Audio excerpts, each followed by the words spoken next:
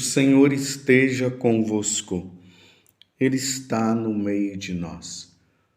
Proclamação do Evangelho de Jesus Cristo, segundo João. Glória a vós, Senhor. Naquele tempo, estando à mesa com seus discípulos, Jesus ficou profundamente comovido e testemunhou: em verdade vos digo, um de vós me entregará. Desconcertados, os discípulos olhavam uns para os outros, pois não sabiam de quem Jesus estava falando. Um deles, a quem Jesus amava, estava recostado ao lado de Jesus. Simão Pedro fez-lhe um sinal para que ele procurasse saber de quem Jesus estava falando. Então, o discípulo, reclinando-se sobre o peito de Jesus, perguntou-lhe: Senhor, quem é? Jesus respondeu: é aquele a quem eu der o pedaço de pão passado no molho. Então Jesus molhou um pedaço de pão e deu a Judas, filho de Simão Iscariotes. Depois do pedaço de pão, Satanás entrou em Judas. Então Jesus lhe disse: que tens a fazer, executa-o depressa. Nenhum dos presentes compreendeu porque Jesus lhe disse isso. Como Judas guardava a bolsa, alguns pensavam que Jesus lhe queria dizer: compra o que precisamos para a festa, ou que desse alguma coisa aos pobres. Depois de receber o pedaço de pão, Judas saiu imediatamente. Era noite. Depois que Judas saiu, disse Jesus: agora foi glorificado o Filho do Homem e Deus foi glorificado nele. Se Deus foi glorificado nele, também Deus o glorificará em si mesmo e o glorificará logo. Filhinhos, por pouco tempo estou ainda convosco. Vós me procurareis, e agora vos digo, como eu disse também aos judeus: para onde eu vou, vós não podeis ir. Simão Pedro perguntou: Senhor, para onde vais? Jesus respondeu-lhe: para onde eu vou, tu não me podes seguir agora, mas me seguirá mais tarde. Pedro disse: Senhor, por que não posso seguir-te agora? Eu darei a minha vida por ti.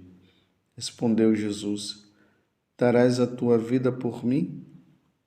Em verdade te digo, o galo não cantará antes que me tenhas negado 3 vezes.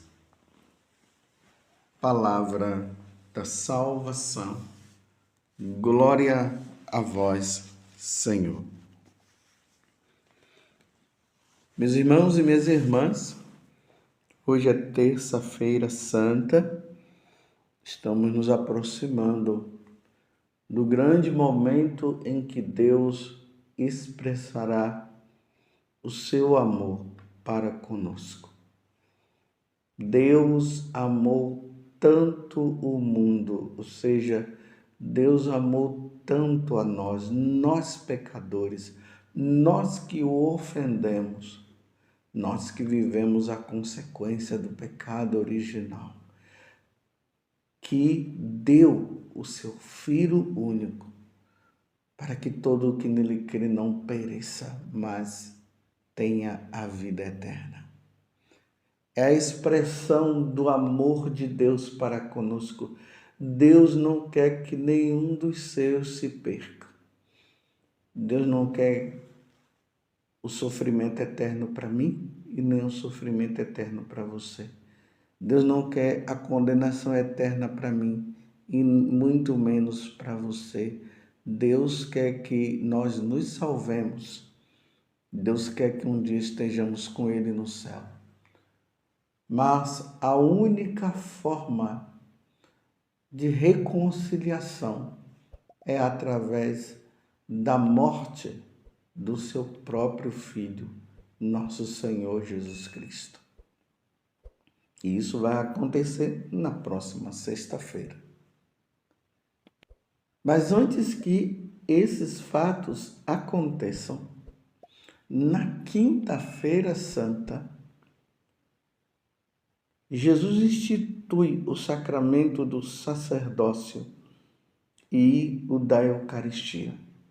E este sacramento da Eucaristia e do sacerdócio, ele acontece num clima de muita tensão, de muita tristeza por parte de Jesus, de muito sofrimento por parte de nosso Senhor Jesus Cristo. E um dos grandes sofrimentos de Jesus é a traição de Judas. A negação de Pedro, que depois Pedro, com toda a boa intenção de não querer que nada acontecesse de mal com Jesus, ele, como nós vimos aqui, Pedro dizendo que para onde Jesus fosse, ele iria também, e se fosse preciso até morrer, ele morreria também por Jesus. E isso vai acontecer, sim, depois da ressurreição de Jesus. Realmente Pedro morre crucificado e de cabeça para baixo. Mas antes de Jesus passar pela morte, Pedro nega, embora ele tivesse boas intenções. Mas aqui entra mais uma vez a situação de Judas. Jesus está dando a Judas a oportunidade de ele reverter a situação. Nós vimos agora na celebração do Domingo de Ramos, quando teve a leitura da Paixão do Senhor, lá dizia que Judas tinha ido lá e conversou com o sumo sacerdote, com o sinédrio, combinou como deveria fazer para entregar Jesus por 30 moedas de prata. Ele combinou tudo. E aqui no Evangelho de hoje, nós encontramos Jesus dando a oportunidade para Judas não fazer essas coisas. Então Jesus, ele expressa, ele deixa no meio dos apóstolos, sem permitir que nenhum deles soubessem a quem, no caso, nosso Senhor estava se referindo. Ele disse: um de vós, em verdade vos digo, um de vós me entregará. Então, na hora que Jesus falou isso, era a oportunidade de Judas perceber que Jesus estava sabendo das intenções do coração dele. E era o momento dele dizer interiormente: não vou fazer isso mais. O Senhor está sabendo. E você vê que eles vão se perguntando: quem é? Sou eu? Serei eu? E Judas continua quietinho na dele, sem se manifestar ali. Pelo menos nesse evangelho aqui que foi lido, que é o de São João, no capítulo 13. Aí Jesus deixa bem claro: é aquele que eu colocar o pedaço de pão na boca, é aquele a quem eu der o pedaço de pão passado no molho. Porque os discípulos começaram a perguntar quem seria. Então Jesus disse: mais uma oportunidade, meus irmãos, de Judas dizer, nossa, ele está sabendo mesmo, sou eu. Então ele continua com a intenção no coração. Ele já tinha essa intenção. Eu estou reafirmando para você entender. E aí, quando ele come um pedaço de pão, aqui vai dizer que o demônio aí se utilizou, e aqui diz Satanás entrou em Judas. Não é que Judas foi possuído pelo demônio, né? É uma forma de Judas, de dizer que Judas, levado pela tentação, ele reafirmou o que ele iria fazer. Não somente ele reafirmou, como ele foi. Depois de receber o pedaço de pão, Judas saiu imediatamente. Era noite. Interessante que João deixa esse detalhe. Era noite. Que noite? Noite de treva. As trevas estavam rondando por ali. E ele vai. Combina tudo, faz tudo. Com a intenção de trair Jesus. Aí vocês veem, né, que depois que termina aqui a última ceia, Jesus disse, vamos embora, porque aquele que há de me trair, ele já foi fazer o que tinha que fazer. E aí Jesus vai lá para o Monte das Oliveiras, no Getsêmani, aí começa a rezar, suar sangue. Aí ele pede para os apóstolos vigiar com ele, Pedro, Tiago e João. E aí voltos, eles estão dormindo. Aí Jesus fala, mas vocês não conseguem pelo menos rezar 1 hora comigo? E Jesus volta e a angústia toda vai dominando ele, começa a suar sangue. Depois ele começa a dizer, Pai, afasta de mim este cálice, mas porém que seja feita a tua vontade. E ali depois vem o anjo e consola Jesus. E aí Jesus volta para os discípulos e diz, levantemos, porque aquele que me trairá já está chegando. E aí ele tinha combinado dar um beijo em Jesus, e quando Jesus dá o beijo, os homens pega Jesus, os soldados, e leva Jesus para o julgamento injusto. Mas o que eu queria frisar para vocês, e é o que eu sempre trago como meditação quando eu leio esse evangelho, a oportunidade. Deus deu a oportunidade a Judas para ele não fazer o que já estava no coração dele. Isso se chama, meus irmãos, a consciência. Deus, ele fala sempre ao nosso coração. É na consciência que Deus vai dizer o que nós devemos fazer para evitar o mal. E o que nós devemos fazer para fazer o bem. Evitar o mal e fazer o bem. A nossa consciência é ali que Deus fala. O catecismo vai dizer que a consciência é como um sacrário. No sacrário nós colocamos Jesus lá. Jesus está presente ali na Eucaristia, ele fica ali no sacrário. A nossa consciência é como esse sacrário, aonde Deus está falando para nós. Não faça isso. Faça isso. Mas só que a decisão será sempre nossa.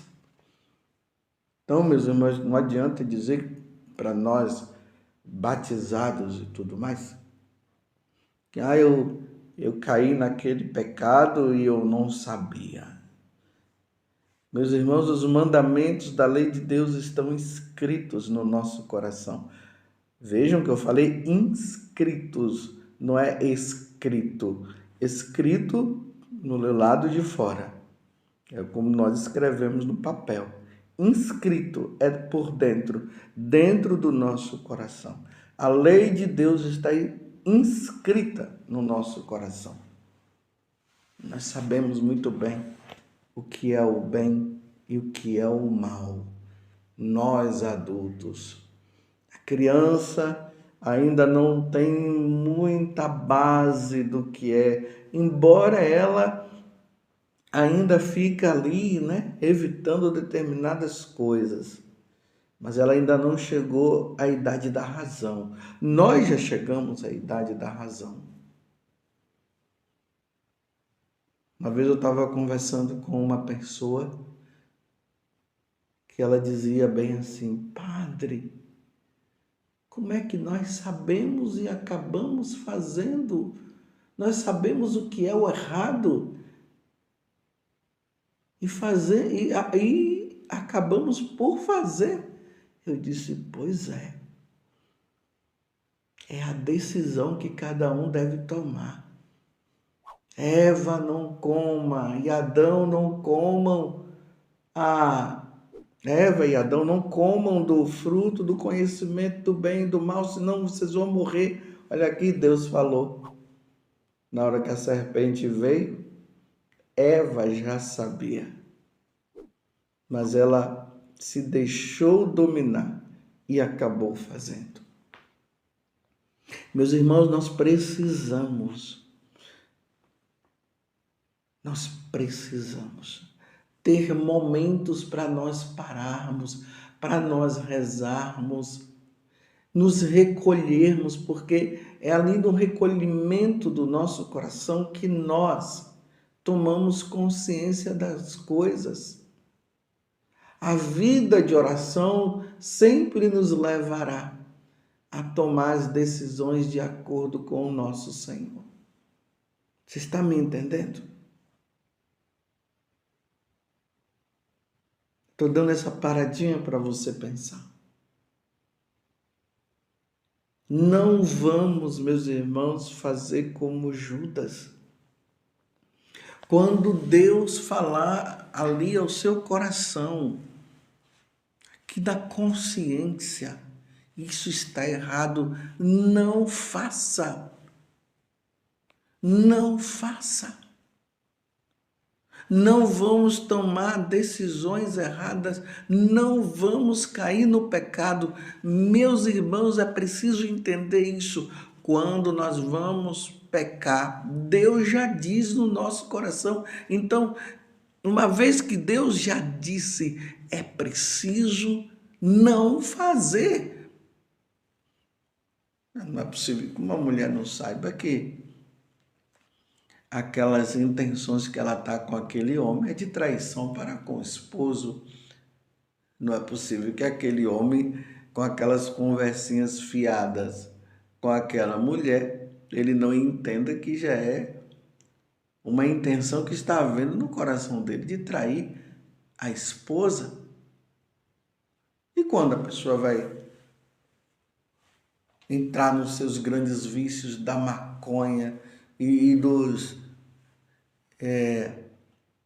de outros, né, entorpecentes e tudo mais, o crack, quando vai roubar, quando vai se fazer um mal para o outro, Deus já fala no coração, não vá, não faça. É o que ele falou com Judas. Um de vós há de me trair, pronto. Depois Jesus diz, vai e faz, dando mais uma oportunidade para ele entender que ele não podia fazer, e ele foi. Meus irmãos, não caiamos em pecado, porque nós não sabemos o que poderá acontecer logo após a consumação desse pecado. Pode vir a morte em seguida, e depois vai dizer que a pessoa se salvou. Evitemos o pecado, fujamos do pecado, meus irmãos. Provavelmente hoje Deus já esteja dizendo para você, mostrando para você que você não deve fazer isso. E você está com o intento de fazer. Não faça. Peçamos a Nossa Senhora a graça de ela interceder por nós para que nós não caiamos em pecado mortal. Porque poderá ser um momento decisivo, tanto para você como para mim. Ó Virgem Santíssima, não permitais que eu viva e nem morra em pecado mortal. Em pecado mortal eu não hei de morrer, porque a Virgem Santíssima há de me valer. Valei-me, Virgem Santíssima. Louvado seja nosso Senhor Jesus Cristo, para sempre seja louvado, e a sua mãe, Maria Santíssima.